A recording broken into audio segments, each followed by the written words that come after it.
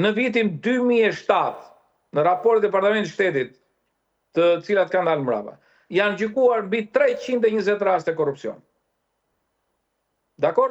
Apo të krimit organizuar. Po të flasim për statistikë. Pra, nuk është statistika që e bën. Unë nuk mendoj që njerëzit janë statistikë, nuk janë numra. Në qoftë se ti cënon lirinë dhe drejtën një individi të caktuar, kjo është pastaj do të thonë shumë herë më e rëndë se sa të bësh gabim për të një vendim do të thonë pa drejtë. Pra është një gjë që duhet parë në thelb si funksionon drejtësia. Kjo është drejtësia alla shqiptare kështu, nëse përdoret për statistikë. Unë vete në gjyq për debatuar nuk bëj debat.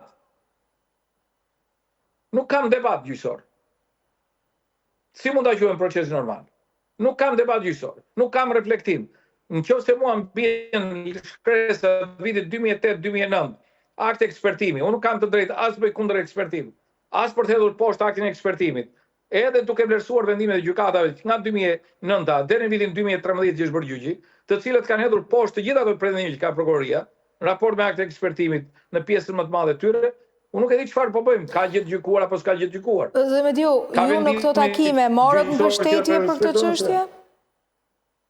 Por unë mendoj mbështetja është për të vërtetën për sa kohë 6 kongresmen i shkruajnë, edhe nuk do të rri, edhe senator do shkruajnë, edhe administrata do shkruaj, edhe Departamenti i Drejtësisë do ta bëjë shkruaj, se s'kam për ta ndaluar këtë luftë, është një luftë e cila ka të bëjë, dhe thash edhe një herë, është një luftë për drejtën, nuk e kam për asnjë gjë tjetër. Unë nuk eci me pallavrat e maskaremit të cilët duan të bëjnë propagandën e Partisë Socialiste. Atë as e kam përfill ndonjëherë, as e përfill. As nuk merrem me asnjë individ i cili do të bëj pallavra dhe dogma, do të thonë mediatike. Unë nuk mendoj që drejtësia bëhet në media. Do ta vijoni më tej, po më thoni. Padyshim. Do ta bëj me çdo njeri në të gjithë atë mundësi që kam, kundër kujdo i cili do të cënoj ligjin dhe kushtetutën.